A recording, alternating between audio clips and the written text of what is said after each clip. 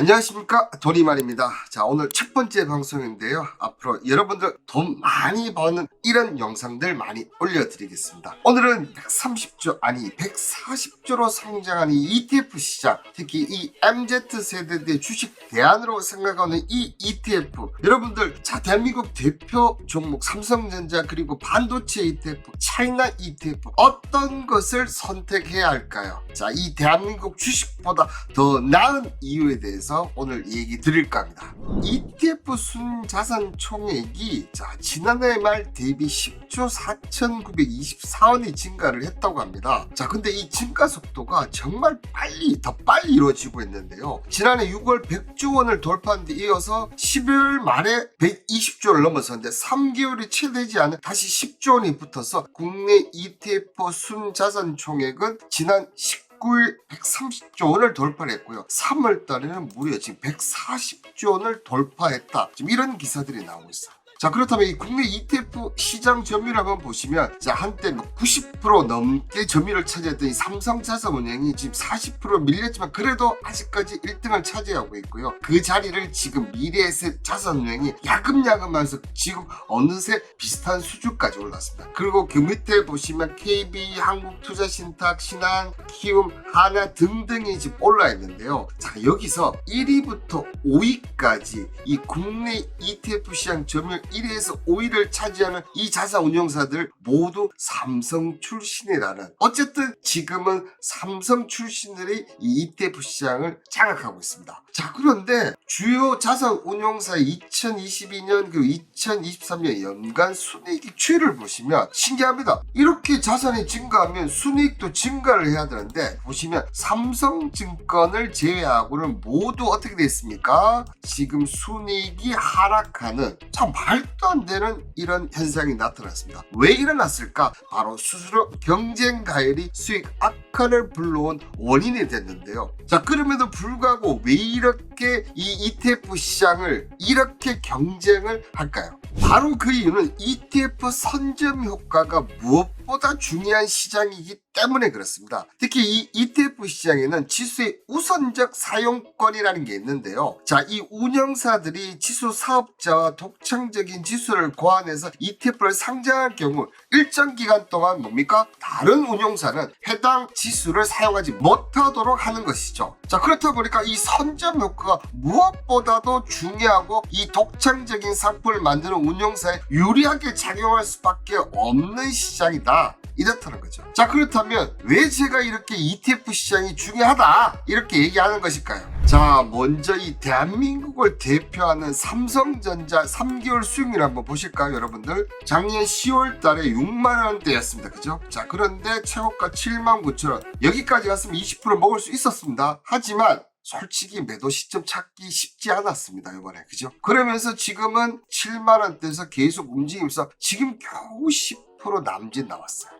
자, 그런데 이 시기에 ETF 수익률을 한번 보면, 와, 자, 반도체 ETF가 수익률 탑 20, 그러니까 ETF 탑 20 중에서 무려 9개, 절반 가까이를 차지하고 있습니다. 그 중에서 지금 넘버1을 차지하고 있는 타이거 미국 필라델피아 반도체 지수는, 자, 3개월 수익률이 무려 61.28. 제가 이번 주에 준비하다 보니까 61% 돼 있는데, 자, 지금은 80% 가까운 수익률을 보이고 있다는 것입니다. 정말 깜짝 놀라지 않겠습니까? 한번 차트를 한번 볼까요, 여러분들? 자, 타이거 미국 필라델피아 레버리지 1번 보시면 작년 10월 달에 비슷하게 바닥을 친 거 맞지만 지금 이만큼 올랐어요. 엄청난 상승을 보였다는 거죠. 삼성전자와는 비교하지 않는. 자, 그런데 이 필라델피아 반도체는 미국에 상장된 종목 중에서 한마디로 반도체 시가총액 상위 30개 기업으로 구성된 TF라는 거죠. 물론 지금은 엔비디아가 세상입니다, 반도체에서. 그죠? 얘가 바닥 찍고 올라가니까 같이 이 필라델피아 반도체 지수도 올라갔지만, 그럼에도 불구하고 어떻다는 얘기입니까? 만약에 엔비디아 꺾였을 때 엔비디아 대안으로 인텔이라든지 AMD라든지 이런 종목들이 올라갈 수 있겠죠. 자, 그럴 때 엔비디아를 급하게 꺾이지만 ETF는 급하게 꺾이지 않습니다. 왜? 한마디로 얘기해서 30개 기업이 구성되다 보면 한두 개가 떨어진다고 해서 그렇게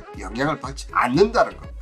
자, 그런데 이 타이거 차이나 반도체 팩색 같은 경우는 어떻습니까? 완전히 반대 흐름이죠. 쭉 내려오다가 오히려 2월달에 반등해서 지금 올라가는 이런 형태를 보여주고 있어요. 타이거 차이나 반도체는 중국 또는 홍콩에 본사를 두고 있으면서 이 중국 관련 반도체 상위 기업 25개 종목까지 편입을 할 수가 있어요. 그러면 이 필라델피아와 차이나 반도체를 좀 비교를 해본다면 연초 이후에 보시면 차이나가 마이너스 7% 갈 동안 이 필라델피아 반도체 13% 그리고 2월 달에는 오히려 차이나가 더 올랐어요. 그죠? 자, 그리고 미국 필라델피아 반도체 나스닥 지수 14% 그러나 3월 달에는 지금 어떻게 됐습니까? 제가 조사할 때까지만 해도 16% 8% 이렇게 오르는 다시 이 필라델피아 반도체 나스닥이 올라가는 그런 움직임을 보여주었죠. 자, 그렇다면 같은 반도체인데 차이나 반도체는 왜 내렸을까요? 여러분들 잘 아실 겁니다. 그죠? 미국이 중국의 이 반도체 산업을 막기 위해서 2022년도에 반도체 가학법 The Chips and Science Act를 발표를 하면서 이제 중국 반도체를 특히 고사양 반도체를 막았죠. 그죠? 그런데 이 중국이 어떤 모습을 보였습니까?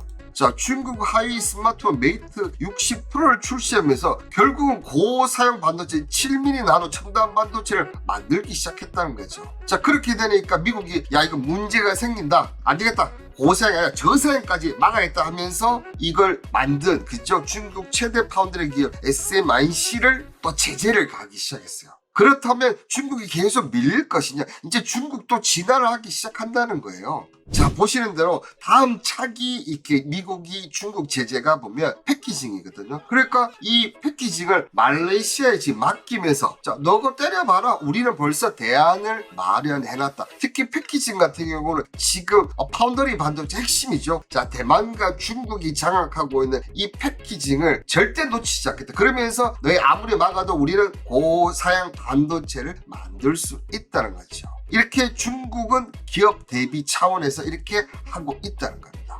자, 여기에 2023년 중국이 정말 좀 안 좋았어요. 그런데 2024년 또 안 좋을 거다 이렇게 예상을 하지만 자, 보시는 대로 차이나가 IMF에서 보면 4.6에서 지금 오히려 플러스 0.4에서 5% 가까이 성장할 것이다. 그리고 유엔 같은 경우도 4.8에서 5.3 또 이번에 중국 양해에서도 5%대 우리 경제성이 자신 있다. 지금 이렇게 나오면서 오히려 이제 경기가 조금씩 살아나는 국면이 있다. 자, 여기에 마지막으로 어떻게 보면 미국이 결국 중국을 견제하는 이유의 핵심이죠. 지난해 전 세계 반도체 특허 신청이 중국이 55%를 차지하고 있다. 그러니까 지금은 어떻게 보면 삼성전자나 하이닉스가 울며 겨자 먹기로 미국만을 따를 수밖에 없어요. 왜냐? 특허가 다 미국이 있기 때문에. 근데 이제 미래는 앞으로 가면 갈수록 중국이 이 특허 신청, 특허 시장을 장악하고 있다는 거죠. 자, 이런 관점에서 봤을 때 여러분들 솔직히 미국 필라델피아 반도체에 삼성전자 부담스러운 자리 있는 거 맞지 않습니까? 우리나라 경기가 좋습니까? 미국도 저만큼 올랐는데 여기서 더 오를까? 엔비디아 입장에서 봤을 때 여기서 한 10에서 20%밖에 더 못 오르지 않겠나 보이거든요. 그렇다면 오히려 지금 시점에서 타이거 차이나 반도체를 제가 주목하는 이유는 또 뭡니까? 자, 추세는 보면 계속 하락을 했었어요. 그죠? 그리고 거래량도 계속 어떻게 하락했는데 여기서 한번 확 올랐지만 잠잠했죠. 자, 그런데 여러분 최근 거래량을 이렇게 한번 보시면 자, 어떻습니까? 거래량이 이제 꾸준히 올라오는 자, 이 타이거 차이나 반도체의 자금들이 이렇게 들어오고 있다. 이 자금이 과연 여러분들 개인 자금일까요? 개인이 저렇게 갑자기 많이 들어온다고? 차이나가 좋지도 않는데? 자, 그렇다면 답은 나와 있지 않느냐? 저는 그렇게 생각이 드네요. 자, 오늘 이 첫 방송 ETF에 대한 설명을 좀 드렸는데 추가 질문은 있으신가요? 그런 분들은 구독, 좋아요 한번 꾹 눌러주시고요. 댓글 남겨주시면 감사드리고 자, 나는 좀 더 길게 깊게 질문하고 싶다. 그런 분들은 자, 아래에 휴대폰 번호 있으시니까 그 번호로 연락 주시면 되겠습니다. 자, 앞으로 돈을 많이 얻는 방송을 해드릴 테니까 여러분들 관심 있게 계속 봐주시기를 바라겠습니다. 감사합니다.